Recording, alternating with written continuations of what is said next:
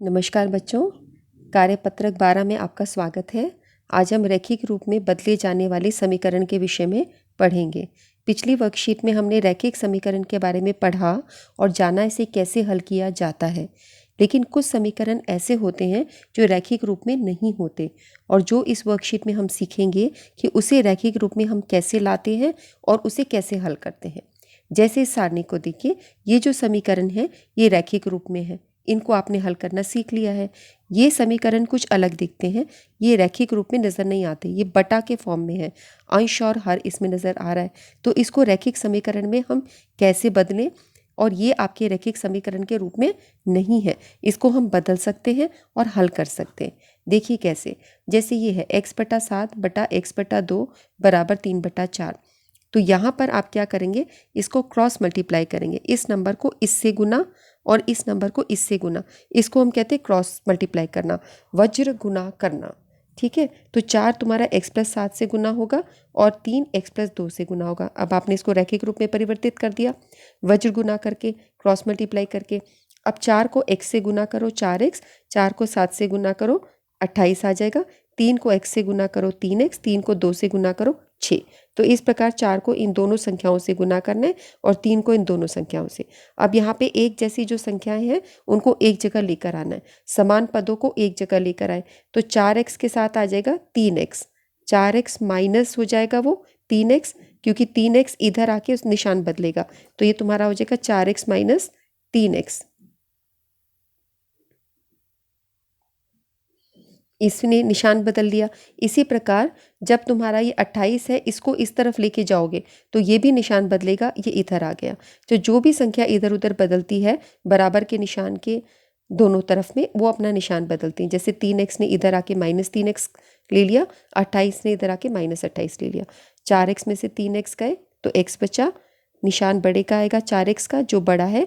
6 में से 28 गया तो 22 बचा, निशान 28 का आएगा जो कि माइनस का है। तो x का मान -22 आ गया। अब हम इसको जांच भी कर सकते हैं x के मान को। कैसे, जो तुम्हारा समीकरण था उसमें तुम x का मान रखोगे। जैसे ये तुम्हारा जो दायां पक्ष था x+7 और x+2, इसमें x का मान रख दिया 22, -22। तो माइनस और प्लस माइनस किया जाता है, माइनस प्लस माइनस किया जाता है। तो ये तुम्हारा क्या उत्तर आया, 3/4। इसमें से घटा किया तो 15/20, ये 3/4 आ गया, जो कि तुम्हारी सीधे पक्ष में जो राइट हैंड साइड जो चीज़ थी वो भी 3/4 ही थी। तो इसको हल करके 3/4 ही आया, ये हमने जांच भी कर ली। अगला प्रश्न देखिए, एक संख्या जिसका 7वां भाग उसके 8वें भाग से एक अधिक है, तो संख्या ज्ञात करिए। एक संख्या है जिसका 7वां भाग, संख्या आपको पता नहीं, संख्या को x मान लो। संख्या का 7वां भाग हो गया x/7, उसका 8वां भाग हो गया x/8, और वो उससे एक ज़्यादा है, यानी 7वां भाग 8वें भाग से एक ज़्यादा है। तो संख्या का 7वां भाग माइनस संख्या का 8वां भाग हुआ 1। तो अब इसको हमें हल करना है, तो हम कैसे हल करेंगे। अब हम इसको प्रश्न अनुसार हल करते हैं। x/7 में से x/8 घटाया तो 1 आना चाहिए। अब तुम इसको हल करो, 7 और 8 दोनों, इसका एलसीएम ले लो, या इसको दोनों तरफ आप 8 से गुना कीजिए ऐसे, और इसको 7 से गुना कीजिए। तो ये आपके पास आ जाएगा 8x/56, और ये आ जाएगा 7x/56, जिसको हम इस प्रकार से लिख सकते हैं, 8x माइनस 7x/56 = 1। अब इसको हल कर दो, 8x में से 7x गए तो 1x बचा, एक संख्या प्लस एक संख्या माइनस है तो माइनस करेंगे, और निशान बड़े का रहेगा 8x का, तो x/56 आ गया। और x का मान कैसे होगा, ये 56 ऊपर चला जाएगा, क्रॉस मल्टीप्लाई, तो x का मान आ जाएगा 56। ठीक है, तो वो संख्या 56 है जिसका 7वां भाग और 8वें भाग का अंतर 1 है। तो अभिष्ट संख्या आपकी 56 हो गई। ठीक है, अब अगला प्रश्न लेते हैं। इन प्रश्नों को हल करना है आपने, ये कई सारे प्रश्न दिए, इनको हम हल करेंगे। दूसरा प्रश्न देखते हैं, एक संख्या का 2/3 भाग मूल संख्या से 30 कम है। एक संख्या का 2/3 भाग, तो संख्या पता नहीं है क्या, उसको x मान लिया, उसका 2/3 भाग क्या हुआ, 2/3x। वो मूल संख्या से, मूल संख्या कौन सी हुई, ये, इससे 30 कम है, तो ये वाला नंबर इस नंबर से 30 कम है, यानी इसको इससे घटाया तो 30 कम आया। ये आपका प्रश्न बना। ठीक है, अब हम इसको हल करते हैं। तो ये तुम्हारा प्रश्न हुआ, माना संख्या x है, संख्या का 2/3 हुआ 2/3x। प्रश्नानुसार x minus 2/3x equal to 30। अब हम इसे हल करते हैं। सो तुम्हारा x minus 2/3x equal to 30 है। अब आप क्या करो, इसको x/1 मान लो, तो दोनों तरफ आप इसको 3 से गुना कर दो। तो तुम्हारे पास आ गया 3x/3 minus 2x/3 equal to 30। तो आपके पास ये क्या बना, 3x minus 2x/3 equal to 30। अब इसे आगे हल करेंगे, 3x में से 2x गए तो x/3 इक्वल टू 30। यहाँ पर आपने 3x में से 2x घटाया, x आ गया, x/3 इक्वल टू 30। अब ये तुम्हारा क्रॉस मल्टीप्लाई हो जाएगा, जो भाग हो रहा है उधर जाके गुना हो जाता है। सो आपका क्या आ जाएगा, x इक्वल टू 30 गुना 3 और x इक्वल टू 90। ये उत्तर आ गया आपका। ठीक है, हमने इस प्रश्न को कर लिया। अब हम देखते हैं दूसरा प्रश्न। यहाँ पर अगला प्रश्न है, एक संख्या को उसके छठे भाग से, तो एक संख्या x मान ली, उसका छठा भाग हुआ 1/6x। एक संख्या माना संख्या x है, उसका छठा भाग हुआ 1/x को घटाने पर, यानी इसको घटाने पर आपको 25 मिलता है। ये प्रश्न अनुसार आपकी संख्या होगी। ठीक है, सो इसको हम यहीं पर हल कर सकते हैं। जैसे ये आपको लिखना हो तो आप इसकी स्टेटमेंट कैसे बनाओगे, माना संख्या है x। ठीक है, यही वाला प्रश्न मैं आपको बता देती हूँ। देखो, कुछ भी इसमें स्टेटमेंट्स बनानी कुछ भी मुश्किल होती ही नहीं है। तो अब यहाँ पे तुम्हारा क्या करना है, इसको क्या मानोगे तुम, संख्या का 1/6। तो संख्या होगा 1/6, वो तुम्हारा हो जाएगा 1/6x। और प्रश्न अनुसार क्या हो जाएगा, x minus 1/6x equal to 25। ये 25 आएगा। अब इसको हल करो, इसको x/1 मान लो। तो अब इसको तुम दोनों तरफ में 6 से गुना करोगे, या अब तुम इसको समझ सकते हो। मैं सीधा अब तुम्हारे सामने करके दिखाती हूँ कि अब मैं मानती हूँ कि बच्चों को ये समझ में आ गया है। ये तुम्हारा एलसीएम करके 6 आता है, इसको दोनों तरफ 6 से गुना करोगे तो ये 6x/6, ये 6 कॉमन ले लिया, 6x में से x गए तो 5x/6 इक्वल टू 25। अब हमें क्या करना है, x को यहीं रखना है, जो ऊपर है उसे नीचे ले आओ, जो नीचे है उसे ऊपर ले आओ।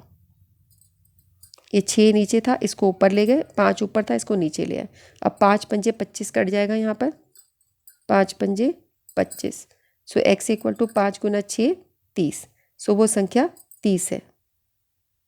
ठीक है, इसको इसके छठे भाग को घटाने पर हमारा, हमने देखा क्या आता है, 25 आता है। तो संख्या ज्ञात कीजिए, वो संख्या हो गई, x संख्या हो गई 30। ठीक है, अब ये जो हमारे ये जो क्वेश्चंस थे हम इसको लेते हैं, आप इसको अच्छे से समझिएगा। स्टेटमेंट क्वेश्चंस हो चुके हैं। यहाँ पर आपको शाब्दिक समस्या के लिए हल बताए। शाब्दिक समस्या को 2 या 3 हिस्सों में पढ़ो। जिसे ज्ञात करना है उसे x मान लो, कोई भी चर्य ले सकते हो, x y t कुछ भी, उनके बीच में संबंधों को चरणबद्ध तरीके से लिखो जैसे भी हमने लिखा, और अंत में समीकरण को हल करो जैसे भी हमने हल किया। यह आपका पहला प्रश्न है, 2x/3 4x minus x equal to 3/7। तो उसको वृज्ज गुना या क्रॉस मल्टीप्लाई करना है। 7 को इस पूरी संख्या से गुना करना है जो हमने लिख दिया, और 3 को इस पूरी संख्या से गुना करना है। अब हम 7 को 2x से गुना करेंगे और फिर 3 से, फिर यहाँ पे 3 को 4x से गुना करेंगे, फिर 3 को 5 से, और फिर अब हम निशानों का ध्यान रखेंगे। तो 7 को 2x से किया तो 14x, 7 को 3 से किया तो 21, 3 को 4 से किया तो 3 चौक 12x, और 3 को 5 से किया तो -15। आप ये देखिए, मैंने निशान का ध्यान रखा है। 3 को -5 से करोगे -15, 3 चौक 12x, 7 दूनी 14, 7 या 21। अब 12x को इधर लेकर आओगे तो निशान बदलेगा, क्योंकि ये दोनों एक जैसे। 21 को उधर लेके जाओगे वो निशान बदलेगा। तो आपका जो नेक्स्ट स्टेप होगा, ये भी हमें ध्यान से रखना है कि निशान बदला, क्योंकि हम समान पदों को एक जगह लेके आ रहे, ये लेके चले गए। अब 14x में से 12x गए तो 2x हुए, और 15 माइनस माइनस 2 संख्याएं हैं तो ये आपस में जुड़ जाती है, तो ये आ जाता है -36। अब x यहाँ पर आके भाग हो जाएगा -36/2, और ये तुम्हारा उत्तर आ जाएगा -18। ये आपका आंसर आ जाएगा। ठीक है, नेक्स्ट क्वेश्चन पे आइए। यहाँ पर इस पूरी संख्या को 2 से गुना करोगे और इस पूरी संख्या को इससे, इसको हम कहते हैं क्रॉस मल्टीप्लाई। हमने वज्र गुना किया। सो 2 को अब हम 5x से गुना करेंगे और फिर 4 से गुना करेंगे। यहाँ पे 1 को 3x से करेंगे और 7 से, और आपको पता है वही उत्तर आता है, क्योंकि 1 से गुना करने पे कोई अंतर आता ही नहीं। तो 2 को 5x से किया तो 10x, 2 को 4 से किया तो -8, और इधर 3x + 7। अब हम 3x को इस तरफ ले आएंगे तो उसका निशान बदल जाएगा -3x। 8 को उधर ले जाएंगे तो उसका निशान बदल जाएगा +8। आपने देखा मैं 3x को इधर लेकर आई हूँ तो ये -3x हो गया, -8 को मैं इधर लेके आई हूँ तो +8 हो गया। अब आप 10x में से 3x घटाइए, आ गया 7x, और 7 और 8 15। ठीक है, फिर x का मान हो गया 15/7, क्योंकि 7 यहाँ पे गुना हो रहा था, इधर आके भाग हो गया। ये आपका आंसर हो गया। नेक्स्ट देखिए, जहाँ पर इसको इससे मल्टीप्लाई, इसको इससे मल्टीप्लाई, 8 को y से 8y आ गया, 7 को y + 3 से। अब हम इनको गुना करते हैं। 8y = 7 को y से करोगे 7y, 7 को 3 से करोगे 21। अब आपको 7y को इधर लेके आना है तो आप देखोगे उसका निशान बदल जाएगा। 8y - 7y = 21। 8 में से 7 गए y = 21। यही आपका उत्तर आ जाएगा। अब इसमें और कुछ हल करने के लिए है नहीं। अगला प्रश्न है, यहाँ पर हमने 5 को इससे गुना किया, z + y को नीचे कुछ नहीं है, इसको वहीं रहने दो, ये सीधा इससे गुना हो गया 5z। अब आप z को, इस z को इधर ले जाइए तो ये निशान बदल जाएगा, इसका ये हो जाएगा माइनस का निशान। ठीक है, सो y = 4z। या तो ये आपका क्वेश्चन लिखने में हमारी गलती हुई है, y नहीं होगा, ये 4 होगा। मैं इसको 4 बना देती हूँ। ठीक है, z + 4, ये z + 4 है, z + 4, सो 4 = 4z। अब ये सॉल्व हो सकता है, क्योंकि हम z + y तो नहीं कर सकते थे ना, मेरे लिखने में ही गलती हुई, क्योंकि हम तो एक चर के रैखिक समीकरण कर रहे हैं। 2 चर हो गए, एक z और एक y, सो वो आपका 4 दिया है वर्कशीट में। ओके, सो अब आपका ये हो गया 4/4 = z, क्योंकि ये जो है 4 ये गुना हो रहा है, ये भाग हो जाएगा, तो z का मान क्या निकल गया 1, ये भाग हो जाएगा, z = 1। ये आपका आंसर है। ठीक है, सो हमने ये सारे क्वेश्चंस कर लिए। क्रॉस मल्टीप्लाई कैसे किया जाता है, 2 स्टेटमेंट क्वेश्चंस को कैसे सॉल्व करते हैं, क्वेश्चन को पढ़ते जाओ और सॉल्व करते जाओ, और सारे पूर्णांकों के और परिमेय संख्याओं की जोड़ घटा के नियम आपको याद होंगे तो ये क्वेश्चंस आप आराम से कर सकते हो। वीडियो को बच्चों लाइक करो, शेयर करो, सब्सक्राइब करो, और अपनी पढ़ाई ठीक प्रकार से करनी है। बाहर जब भी निकलेंगे तो मास्क पहन कर निकलेंगे। ठीक है बच्चों, नेक्स्ट वर्कशीट में हम फिर मिलते हैं। तब तक के लिए काम करते रहिए और enjoy your life and take care of your health too.